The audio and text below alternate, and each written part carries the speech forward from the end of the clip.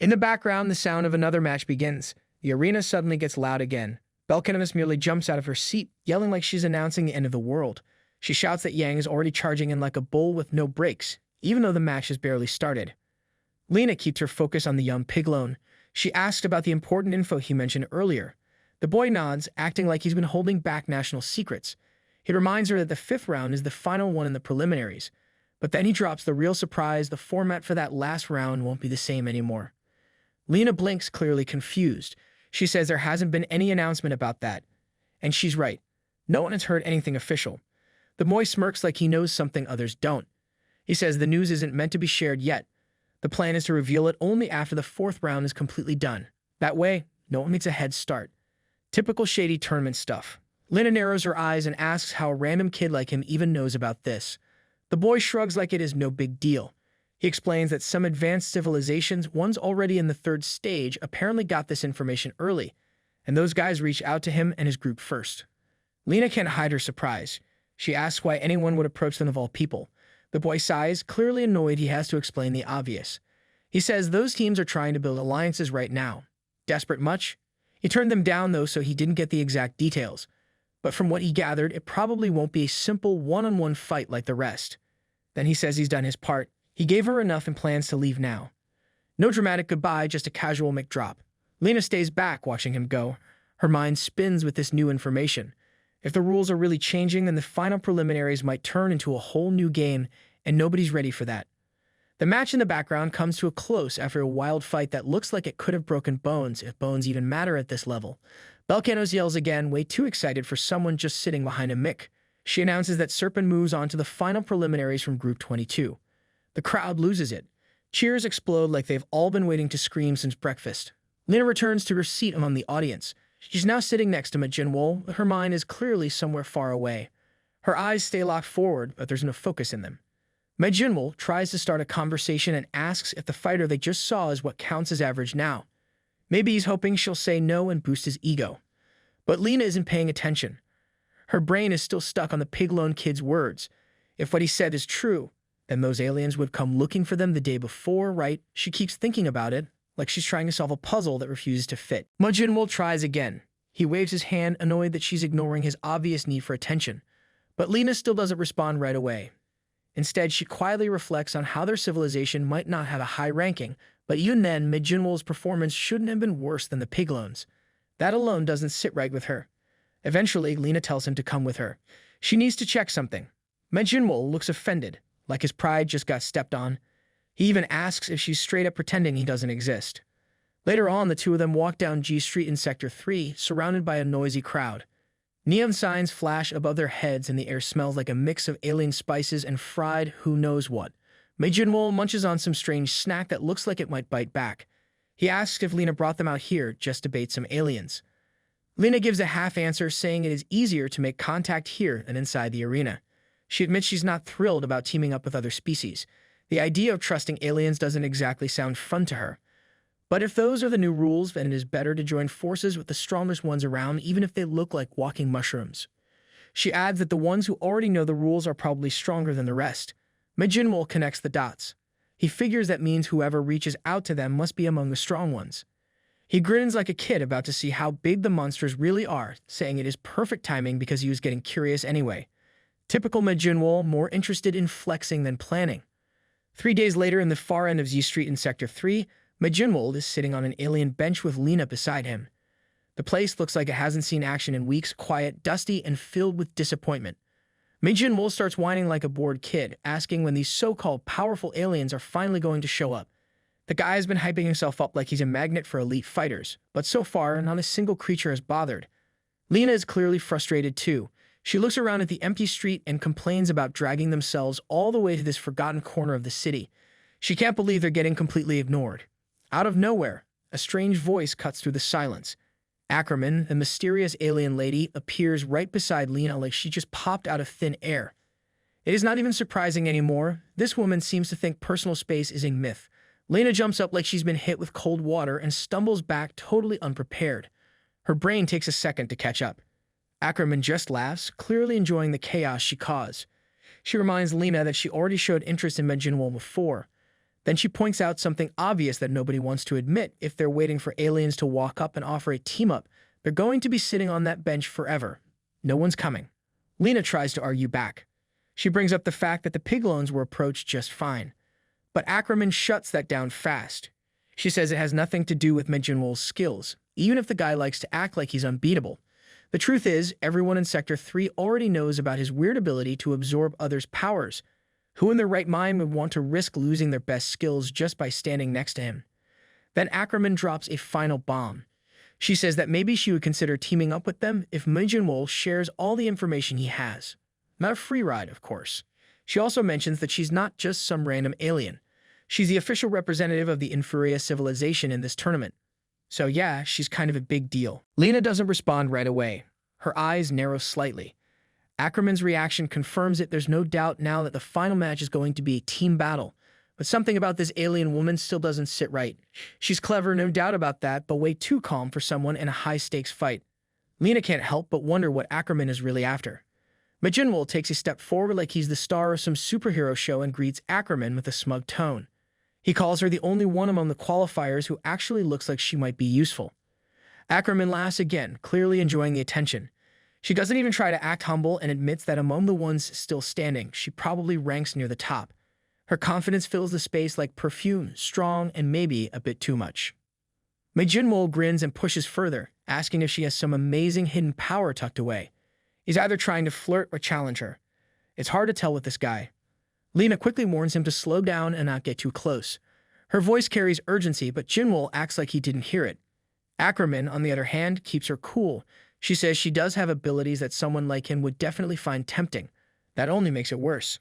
Lena's face breaks into a nervous sweat. Her instincts scream that this situation is worse than it looks. Acriman isn't just another strong fighter, she's a walking red flag with glowing eyes. Then something shifts in Lena's mind. A thought about the word threat flashes to her head, and suddenly things start to make sense. She turns back to Acriman and asks if there's really no team willing to work with her. That question hits harder than expected. Acriman actually flinches. For someone who brags so much, she doesn't take it well. Her voice stumbles and she starts making excuses about her ranking and power. But Lena isn't buying it. Lena presses the point harder. She reminds Acriman that earlier she said no one would want them. That comment applies to Acriman just as much. Her civilization has a reputation not for fighting, but for something darker. They're known for stealing information through advanced tech. Basically, they're the shady dealers of the galaxy. No one wants to be around them unless they're desperate. Majin Wool jumps in, sounding completely clueless as usual. He says everyone already knows about his absorption ability. So what's the big deal? Lena sighs. The guy clearly doesn't get it. She tells him it's not just about what people know, it's about what they can take. Acriman's people can copy everything about him, not just his ability. They steal data, memories, even secrets. If that kind of sensitive information falls into their hands, it could be shared across the universe, like a bad meme. Majin Wool stands there trying to process everything, but his face says his brain is still buffering. Lena looks at him worried. She thinks to herself that his information might carry something even Earth doesn't fully understand yet. Something important. Something that might be a hidden key to their civilization's past. Letting that fall into the wrong hands isn't just dangerous, it is a disaster waiting to happen. Acriman speaks with her usual calm tone, trying to fix her reputation. She explains that the shady stuff people know about, like stealing information, is only part of their tech. She claims their real combat skills are different, as if that makes things better. Majin Wool listens with a spark in his eyes. He acts like he just found the main boss in a video game and now wants to challenge her for fun. He points at Acriman and announces that he's made his choice, he's sticking with her. Not because it's smart, but because he's curious about what kind of crazy power she's hiding. Lena looks at him like she's watching someone willingly step into a bear trap. She takes a moment to reflect. Even in the darkest corners of the universe, no one messes with Acriman's civilization. That alone makes them dangerous. It's a risky move, but maybe one worth considering. Maybe. Still, the guy's jumping in way too fast for someone who barely understands the situation. Acriman moves closer to Jinwol and grabs his hands like this is some twisted deal-making ceremony. She proposes a condition. Once the preliminaries begin, neither of them can complain about stolen abilities or leaked information. Jinwol agrees without hesitation, like he had already planned to dive into this mess headfirst. Acriman laughs, clearly enjoying how easy he is to bait. Lena can only slap her forehead. This whole situation is spinning out of control, and she's just the audience now. She thinks to herself that in the end, the decision was always his. Still, it is hard not to feel like the adult in a room full of kids playing with fire. She then shifts the conversation to a practical problem. They still need a team. If no one wants to join them, how are they supposed to survive the final match? Acriman stops smiling. Her face changes. She seems genuinely surprised and even a little confused. Then she drops the bomb. There's no team battle. She says the final preliminaries are actually a solo deathmatch, not a friendly tournament, not a tactical showdown, just a straight-up fight to survive. Lena feels a chill run through her. The goal was never to win with teamwork. The point of forming a team was simply to live through it. Acriman yells at them like a furious teacher. She tells them to stop wasting time and go back to the arena immediately. But Lena senses there's something else, something even more dangerous hidden under the label of deathmatch. She tries to speak, but Acriman cuts her off and confirms the worst. The match has already started. Meanwhile, in the shadows nearby, someone is watching them with a twisted smile. His face is half hidden, but the snakes wrapped around his head make him look like a walking nightmare. He mutters something to himself, confirming that the spider has caught on quickly, but he doesn't seem worried. He says there's still time, and then he grins. Later on, inside the Earth team's waiting room, things feel tense. The whole team is gathered, and the commander is clearly not happy about being pulled in for some emergency announcement. He turns to Lena, waiting for an explanation. Lena keeps a serious face. She tells everyone not to leave the stadium building under any circumstances from now on. The way she says it, even Majin Wool stops chewing whatever snack he's always carrying around. A couple of hours earlier, Lena had been walking toward the arena with Majin Wool and Acriman. That was when Acriman casually dropped a horror story on them. According to her, there's a psychopath running loose in the Group 3 preliminaries. Not just any fighter. This guy's targeting other qualifiers one by one. Not inside the ring. Outside, no cameras, no rules. Lena looks shocked when she hears that. She asks if this maniac is really ambushing people outside the stadium. Acriman nods like it is no big deal. Apparently, it gives him a better chance of winning since fewer people can interfere. Majin Wool narrows his eyes, clearly suspicious, probably wondering if this is just Acriman being dramatic again. But Lena catches onto something and starts thinking. She points out that both fighters are supposed to wear suppressors when they're outside, right? So why would anyone risk a fight there? Acriman explains it in the calmest, creepiest way possible. Suppressors don't completely cancel powers. They only reduce them. Civilized species can still use their unique biology to some extent. In this murderer's case, his species has hypnosis. That's his little trick. He uses it to lure other fighters into his territory like a space version of a spider's web and then takes them out. Turns out, this psycho has barely fought any real matches. He's advanced through almost every round because his opponents don't make it back. The only time he didn't get a default win was in the very first match. After that, total silent takedowns. The stadium, with all its security and strict rules, is still safer, but is not perfect. If someone like that is on the hunt, anything can happen. Acriman warned them to keep their teams close and stay alert. Once a player disappears, no one will find out until it is too late. Back in the present, after hearing all of this, the commander of the Earth team finally connects the dots. His face turns grim. He says what everyone is thinking, this means their people could end up as hostages. Lena confirms the danger without sugarcoating it. She tells the commander that the risk is very real. Every team member outside the stadium must return immediately. There's no time to play around with patrols or personal errands. Just then, Mark, who's been standing quietly beside her, suddenly speaks up. He's been glued to his phone the whole time like he's ordering snacks, but now he drops a bomb. He says they haven't been able to reach Director Marshall Steele since the morning. That's not just a missed call. That's a full-on red flag. He adds that Steele left for something outside the perimeter, but now they can't find him. Turns out the worst-case scenario is already here. Somewhere far from safety, Marshall Steele is trapped. A creepy woman stands nearby, her vibe already screaming villain. A thick black snake wraps around her neck like it is her version of jewelry, and another massive snake has clamped down on Steele's head with its jaws. It's not even a fight, it's a clear message. Back in the room, Lena urges the commander to alert the Federation right away. They need help fast. But Acriman, ever the mood killer, shoots that idea down before it even takes off. She explains that the people behind this aren't amateurs.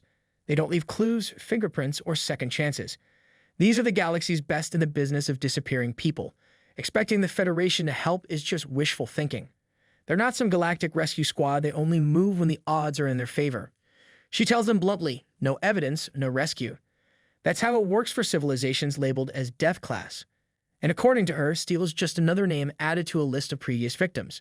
The only smart move left is to let him go. Marcel clenches his fists and his face turns stiff with anger.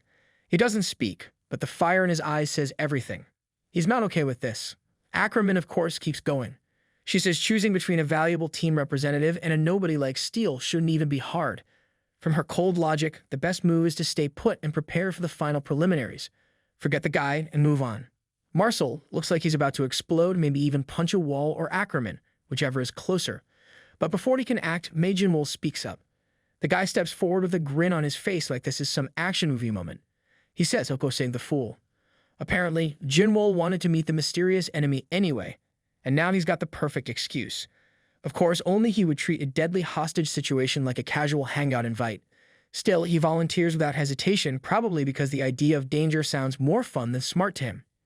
Acriman looks at Majin Wool like he's already written his own funeral speech. She reminds him that fighting his enemy means wearing the suppressor. No Cosmo Force, no fancy tricks, just raw survival. Then she questions him, unless somehow he's figured out how to fight without the one thing that gives him an edge. Majin Wool doesn't seem worried. He says that's exactly what he wants to find out. The guy talks like he's on a personal quest for answers, not walking into a literal death trap. Acriman warns him again, making it clear that even if he can resist, the moment hypnosis kicks in, it's game over. If he gets dragged into the enemy's den, he's done for. Majin Wool brushes Marcel's hair with this weirdly calm gesture, like he's trying to act cool in the middle of a crisis. He casually mentions that as long as he's not the one getting dragged, he'll be fine. It's confidence or complete stupidity. At this point, it is hard to tell. Later, in the dim and quiet estuary of the GSP zone, Majin Wool is no longer walking like himself. He looks like a lifeless puppet, marching forward like he's on autopilot. His eyes are empty, and a thin snake slithers out from under his jacket collar, as if it's leading the way. The whole scene is creepy, like he's being pulled by an invisible leash. He finally arrives at a twisted location, where the kidnapper stands waiting. The guy looks like he's been expecting this moment, probably even enjoying it. Beside him is a massive snake, mouth wide open like it is ready to swallow lunch. The kidnapper points toward the snake's gaping jaws, and without hesitation, Majin Wool walks straight into it. Not a word, not a thought, just blind obedience. Inside the snake's body, the space is dark and fleshy, but strangely walkable. Jinwol moves deeper until he reaches a section where another man sits wrapped in two smaller snakes. A second massive serpent looms nearby like a living prison wall. The man is motionless, completely bound. It's Marshall Steele. The kidnapper watches all this unfold and shakes his head. His voice drips with disappointment. He mocks Majin Wool, saying he had higher hopes for this prey. But without Cosmo Force, Jinwol is nothing more than another weak, low-tier creature, just like the rest of the easy targets. Suddenly, the atmosphere inside the snake shifts. More snakes begin to appear, crawling out from every dark corner. Each one is more terrifying than the last, huge, thick-scaled monsters slithering across the fleshy ground. Then the biggest of them all looms over Majin Wool and opens its mouth wide, ready to attack like it's going to crush him in one bite. But before the beast can strike, Majin Wool smirks. That lazy, clueless expression he usually wears is gone. He calls out the insult thrown at him, lower class, and then draws his sword in one clean motion. In a flash, his body blurs, and in the next instant, the massive snake is already sliced apart. His movement is so fast, it sounds like the air itself just cracked open. Then the real twist hits. Now, two Majin Wools are standing there. The kidnapper stares at the scene with wide eyes, completely stunned. To Earth fighters, his brain struggles to catch up. He begins to question what he's seeing. Could it really be what he thinks it is? Before he can figure it out, the real Majin Wool steps forward, grabs the second one, and reveals the truth. The other Jinwol is a decoy, a perfect fake. It's a trap, and the kidnapper walked right into it like a clown. Majin Wool says this kind of trick fooled him plenty of times in the past, so he knew exactly how it worked. He turned the tables using the same trick against the enemy. He explains that when someone tries to track down a target, they can only gather so much information, and if they leave behind even the tiniest trace, the real deal will notice and act. This time, the enemy had been extra careful, but not careful enough. The kidnapper, whose name is finally revealed, Bersian of the Serpent Nation, starts to boil with anger. He turns to his underling, practically spitting fire. The poor thug stammers, trying to defend himself. He says it wasn't just the look, it felt real. The aura was there. The energy felt exactly like Majin Wool. Majin Wool calmly explains that he had poured a massive amount of his own energy into the fake, just in case. That made it believable, too believable, enough to fool even an experienced hunter like Bersian. Bersian grits his teeth. He realizes now that Majin Wool had shown off just enough power at the stadium to set the trap. The kid had been planning this play from the beginning. Turns out the clown act was just a cover. But Bersian isn't done yet. He snarls and says that even if Majin Wool fooled them, he shouldn't have been able to break into this place. Majin Wool shrugs like it's no big deal and says he just picked the lock and walked in. Like he snuck into a candy store, not a deadly trap lair. The sheer disrespect drips from every word.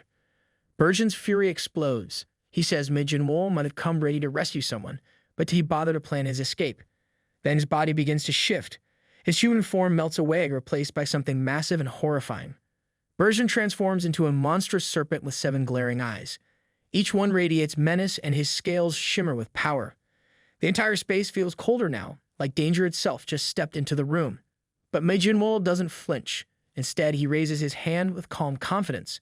With that smug grin back on his face, he tells Bersian that it's not him who should be worried anymore. Sitting on his palm is a spider slowly crawling across his skin. And that was it from today's video. I hope that you liked today's video, and if you did, hit that like button as today's goal is 1,500 likes. Comment next part down below to see what happens next. Also, consider subscribing with the notification bell on to get notified as soon as a new video drops onto the channel. You can also join the channel to support me financially and watch videos before public release. I'll meet you in the next video. Until then, thanks for watching.